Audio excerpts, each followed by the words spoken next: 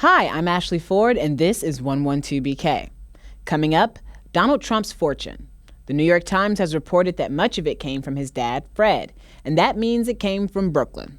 Fred Trump was one of the biggest, if not the biggest, developer in Brooklyn by the time we get to World War II.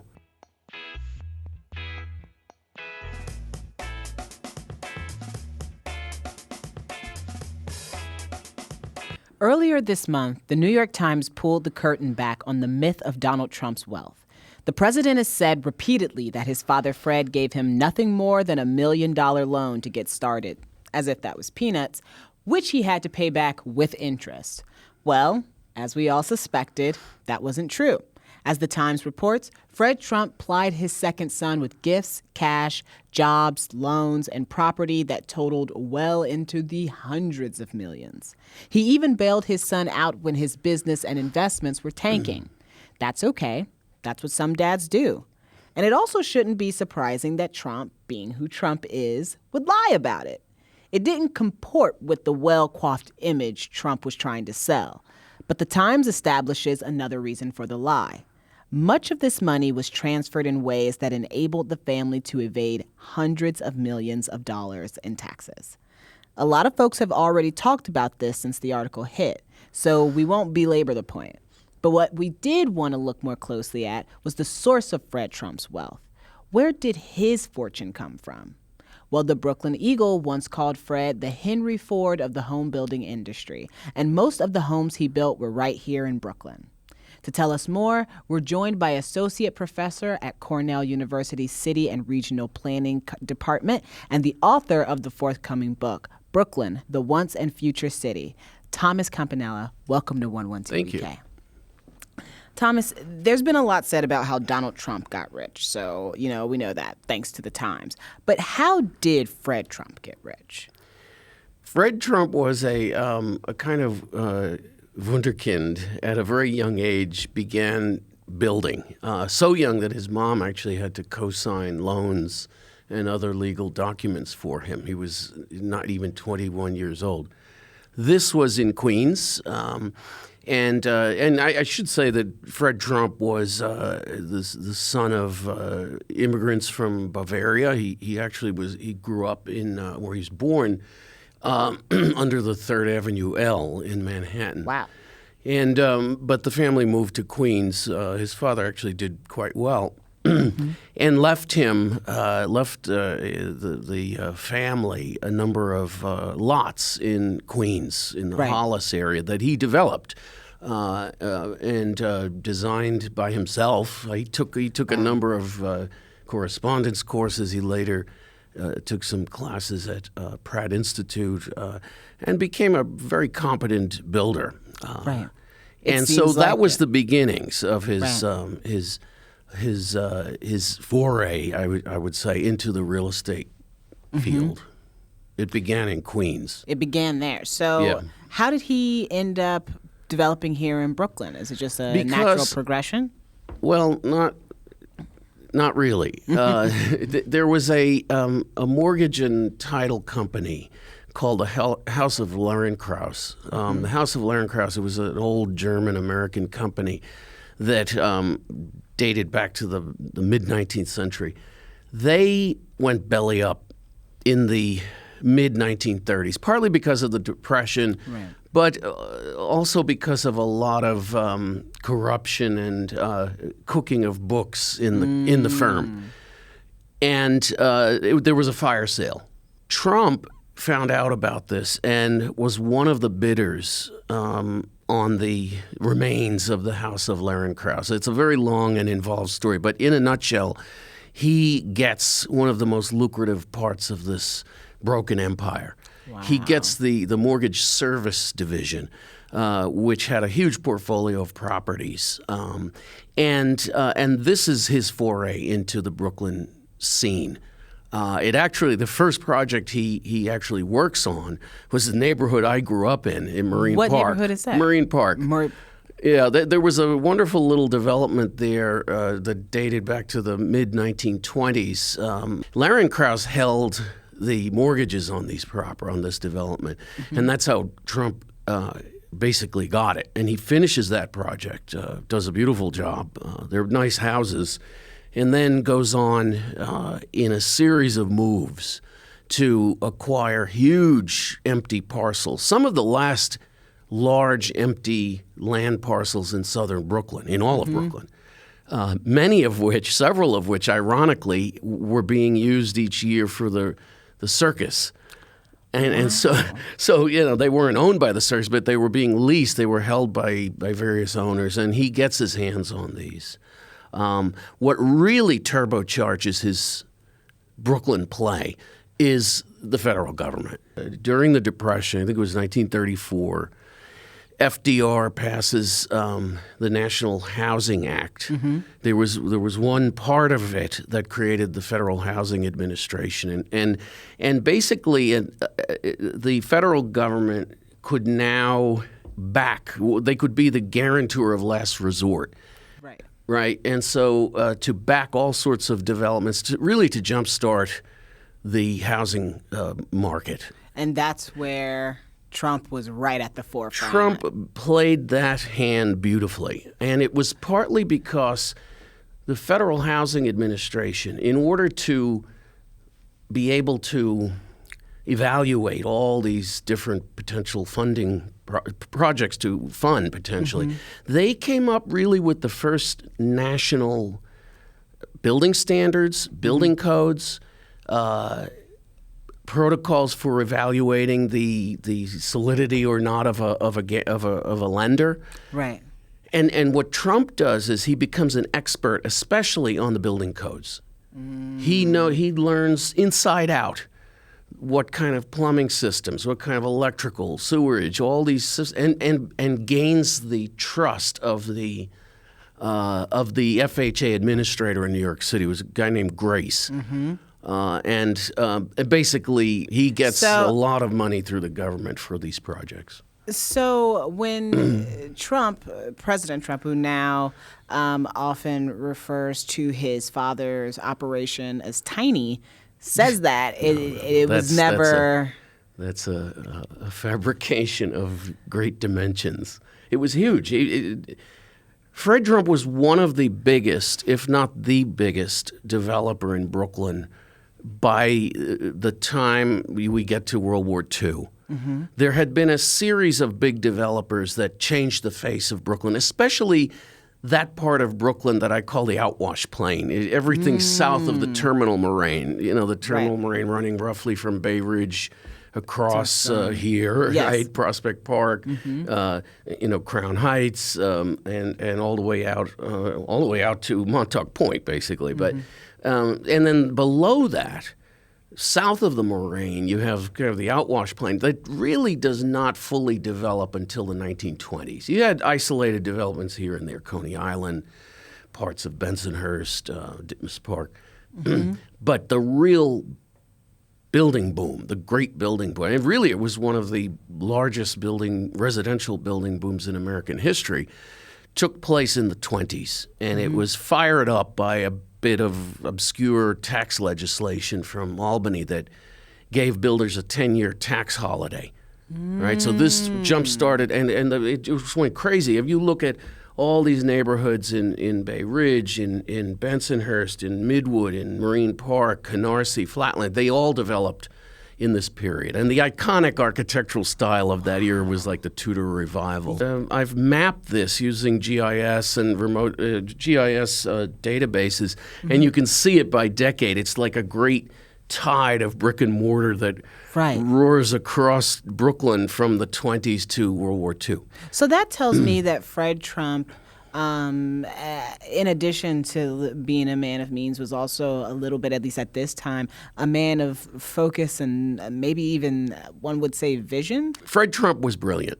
There's no doubt about that. He was a very creative person. He was very clever. He was very capable of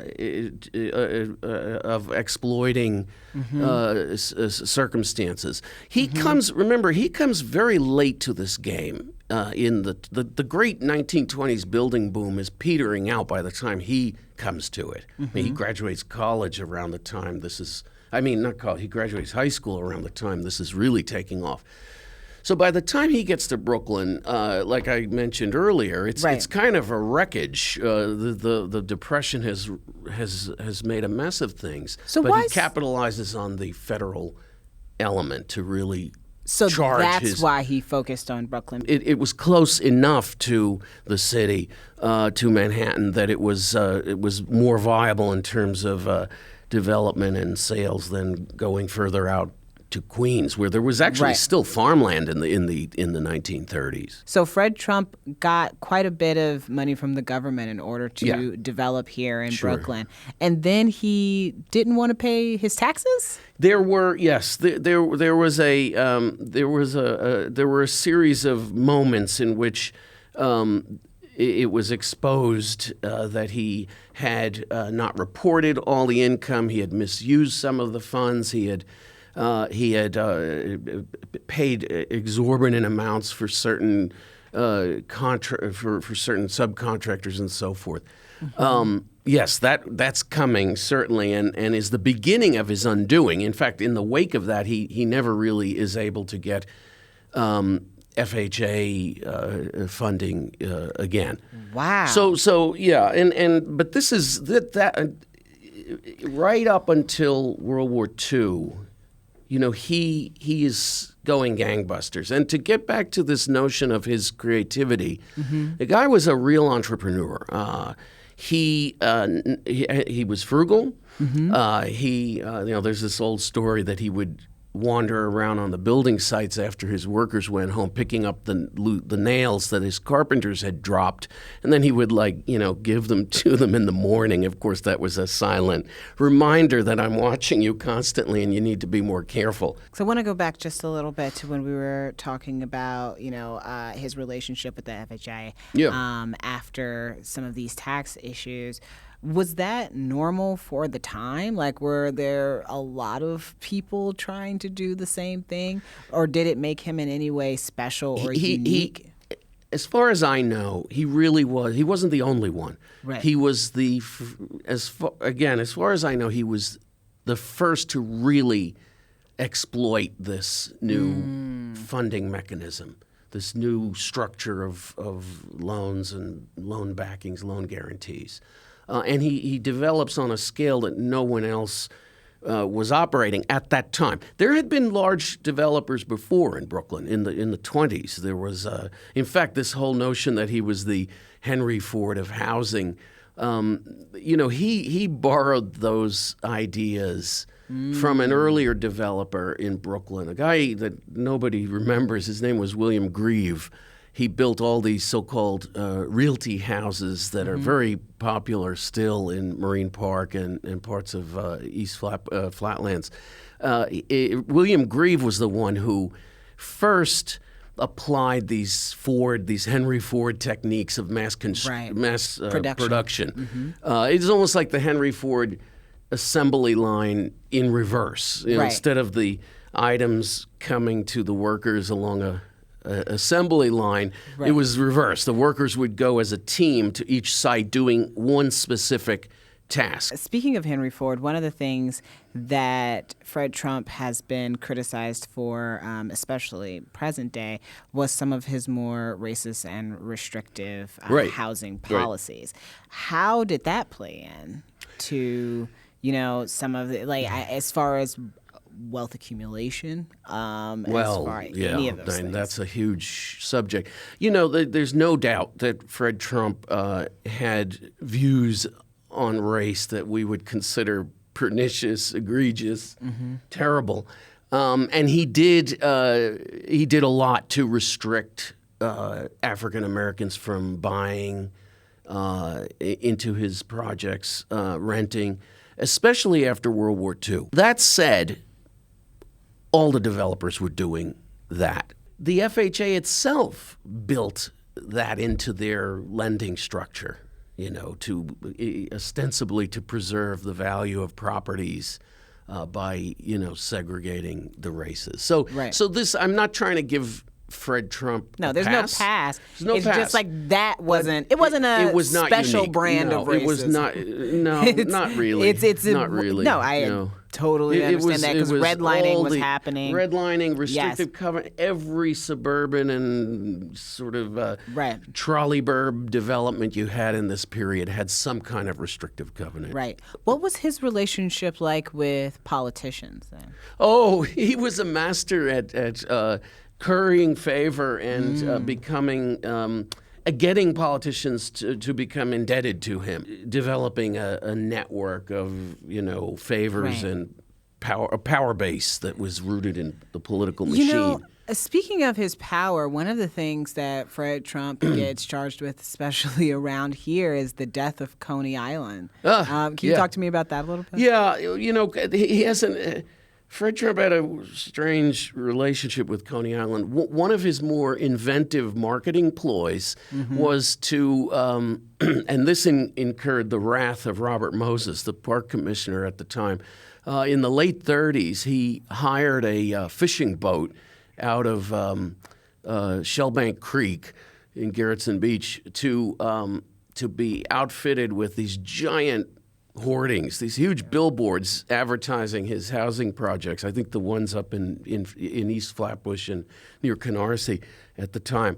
And he has the captain go up and down the beaches at Brighton Beach and Coney Island, blasting advertisements about, really loud on these huge megaphones, and playing patriotic music. Now, this was in an era when people Right. felt compelled to stand up at attention when the Star-Spangled Banner was played. So Right. all these poor bathers on the beaches would get up and, as the boat went by, playing the national anthem.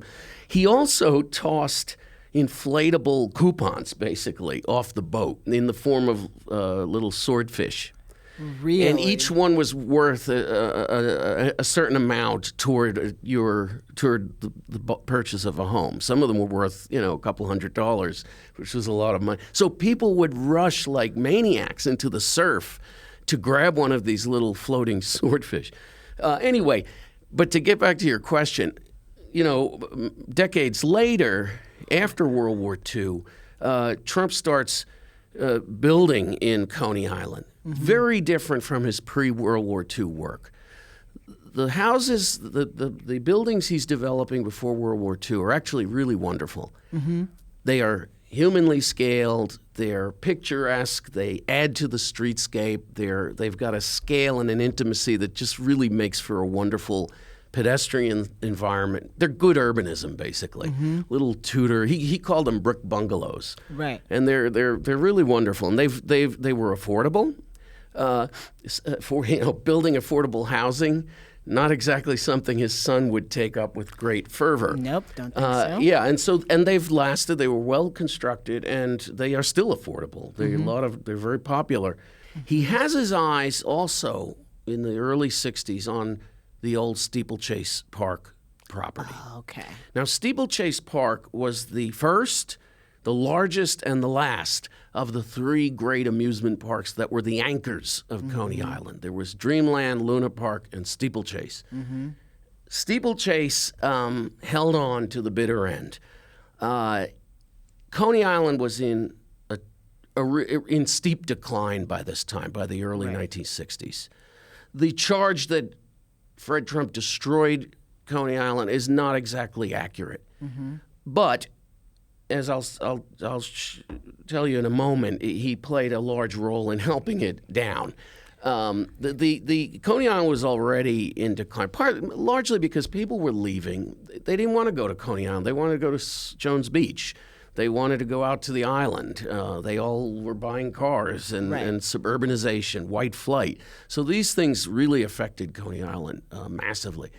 He gets his hands on the Steeplechase Park site. It's sold to him by the daughter of George C. Tillieu, the great founder of Coney Island, Marie Tillieu, who was a would-be painter. She was actually a very accomplished painter. She studied with George Lukes, one of the great ashcan painters, but she gave that up to manage the park with ironically, with my granduncle, who was the general manager of Steeplechase Park for about 45 years. What happens is... Unfortunately, we have to get to our last question. Okay. I'm so sorry. But we just want to get to this one real quick. At the end of in current day Brooklyn, how much of the building structure of this city, when we look at it, should we think of Fred Trump? Well, Trump, even before World War II, built hundreds of homes. Actually, it's in the thousands over his whole career in Brooklyn alone. The pre-war work he did has really stood the test of time. These are, as I was saying earlier, these are good. This is good urbanism, and people love these houses. They're very popular.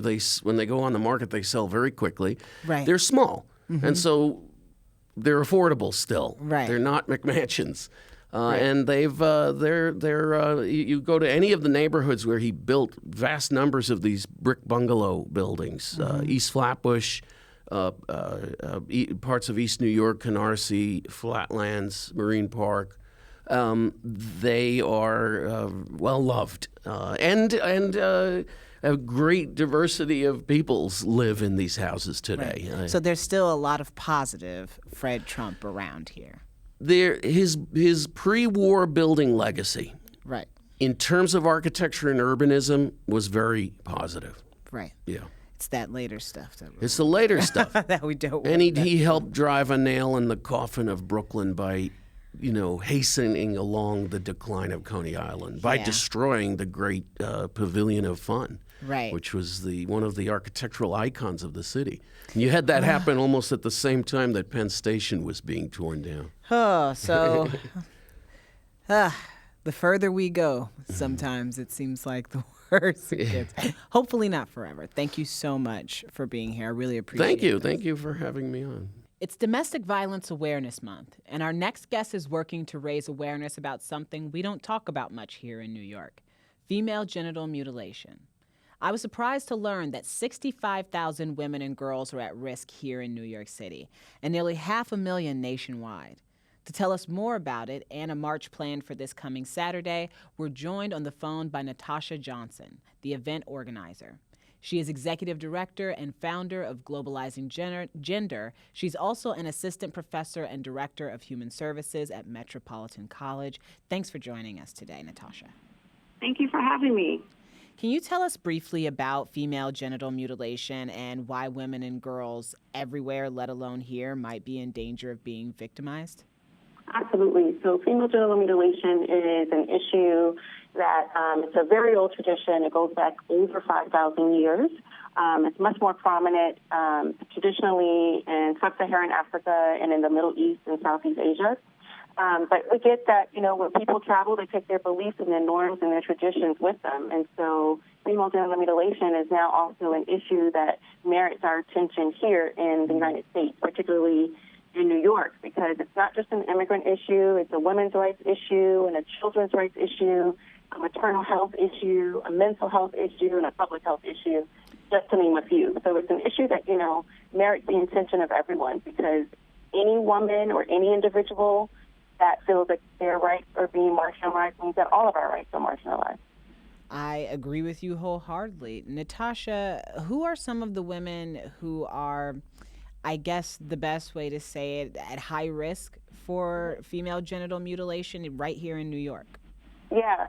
So, part of the issue is that in New York City, female genital mutilation is criminalized. It's been a crime in New York City, in New York State, rather, since 1997, and so is the issue of vacation cutting, and that's been criminal since 2015.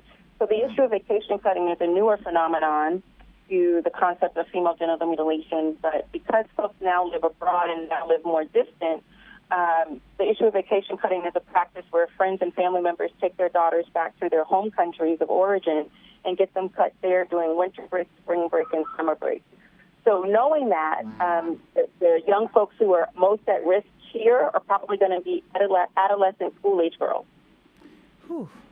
That is heartbreaking. Can you tell us really quickly about the event this Saturday to raise awareness?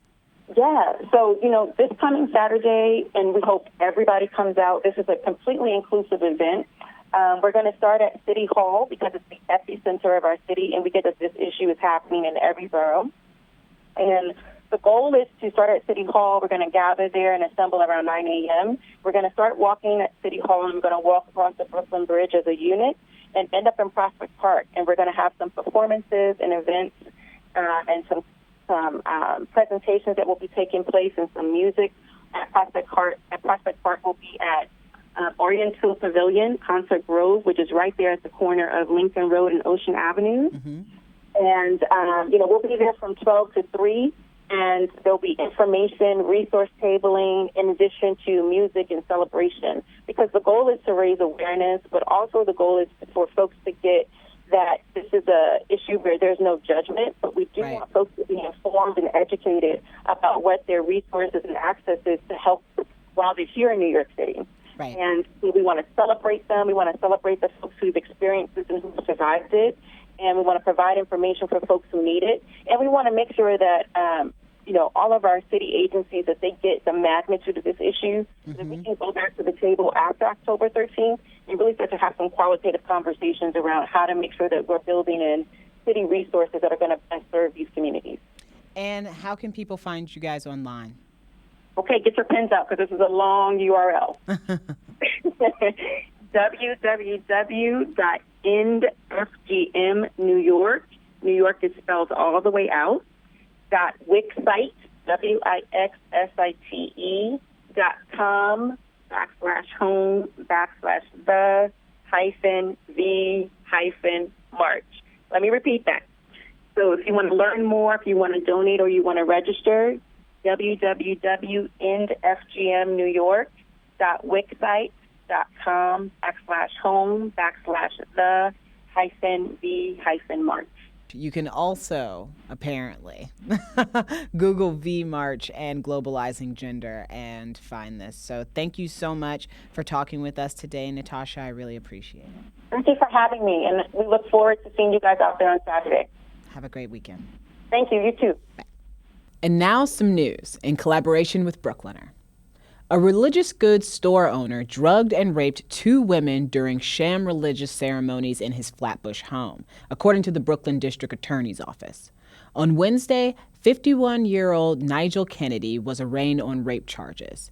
Prosecutors say he could face up to 25 years in prison on a 13-count indictment that includes rape and sexual abuse. Anyone who may have been a victim of Kennedy is asked to call the Brooklyn DA's Action Center at 718-250-2340. Was that a llama running around Borough Park? Yes, it was. Motorists and pedestrians were caught off guard as a runaway llama strolled across 14th Avenue and 54th Street. This furry friend was on the lam from a Borough Park petting zoo and seemed to say, "Chill out, friends. I'll pack up my bags and go." I'll pack up my bags and go. Get it? For more on these and other stories, check out Brookliner at BKLYNER.com. Thanks for watching and see you next week.